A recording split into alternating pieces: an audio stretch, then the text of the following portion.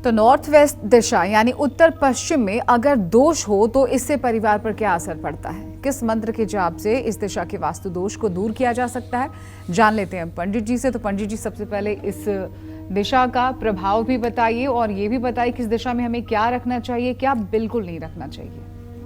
वायव्य कोण माने उत्तर पश्चिम दिशा, जिसको नॉर्थ वेस्ट कहते हैं अंग्रेजी में, इसका स्वामी ग्रह चंद्रमा है और देवता वायु है।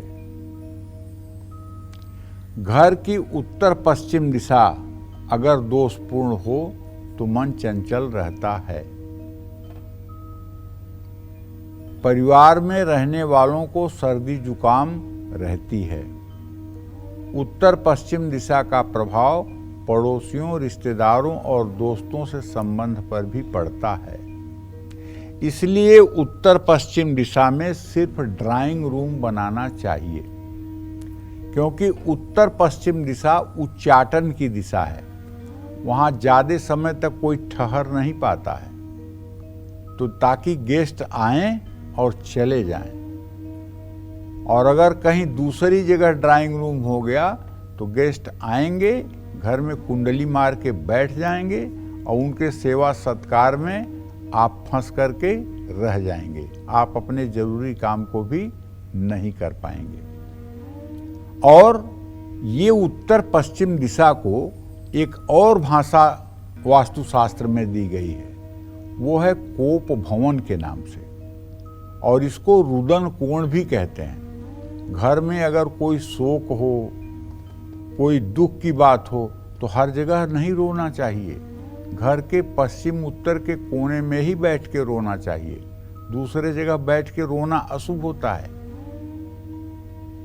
और रुदन कोण इसको कहते हैं, और रुदन कोण के साथ साथ इसको कोप भवन कहते हैं। अगर कोई नाराज हो जाए, कोई खाना छोड़ दे और उस कमरे में जाकर के सो जाए, तो समझ जाना चाहिए कि व्यक्ति नाराज है। आपने सुना होगा ना, जब कैकेयी को महाराजा दशरथ से वरदान लेना था तो वो कहाँ थी? कोप भवन में। और कोप भवन कहाँ बना था? अयोध्या के राजमहल के उत्तरी पश्चिमी कोने में बाकायदा कोप भवन था।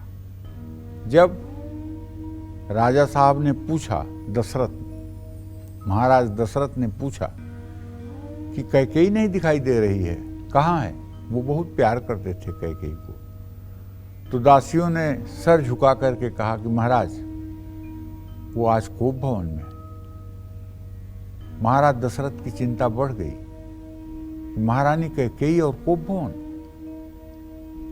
उन्होंने कोप भवन में प्रवेश किया और जाकर के महारानी को उठाना चाहा तो उठ ही नहीं रही थी, और किसी तरह से उठी तो नाराज मुद्रा में बोली कि मैं ऐसे आपसे कुछ बात नहीं करना चाहती हूँ, आप दिखावटी हमसे प्यार करते हैं। तो उन्होंने कहा ऐसे कैसे हो सकता है? बोले आपने मुझे 2 वरदान दिया था ना, देवासुर संग्राम में जब मैंने आपका रथ चलाया था। बोले हाँ। आप अपने बात पर अडिग हैं? बोले हाँ। कहें तो ठीक है, आज मैं आपसे 2 वरदान मांगती हूँ। कहें हाँ मांग लो। तो बोले पहला वरदान ये दीजिए आप मुझे, पहली वचन को अपने ये निभाइए कि राम को वनवास करिए 14 साल के लिए और भरत को राजगद्दी दीजिए।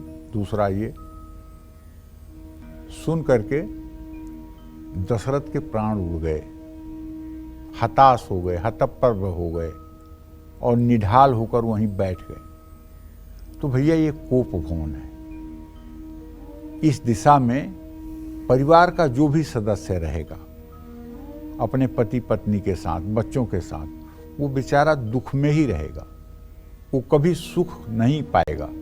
इसलिए इस कमरे को हर समय आपको ओखली, मूसर और मतलब कि वो धान कूटने वाली चीज़, जांत, आटा पीसने वाला, चक्की, सूप, चलनी, ये सब रखने की चीज़, और घर के स्क्रैप रखने की जगह इसको बनाइए। इसको रहने के योग्य नहीं माना जाता है, और इसमें अगर रहेंगे तो वास्तु दोष होगा। ओम सोम सोमाय नमः का जप करने से, ओम चंद्रमसाय नमः का जप करने से उत्तर पश्चिम दिशा पर हनुमान जी की कृपा होती है।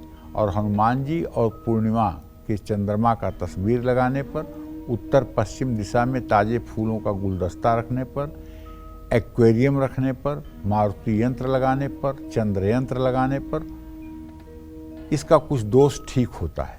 लेकिन जो मैंने कहा है ना, अगर उसको व्यवहार में नहीं उतारेंगे तो मंत्र करते रहिए, कुछ फर्क नहीं पड़ेगा, दोष लगेगा ही लगेगा। जय मां विंध्यवासिनी।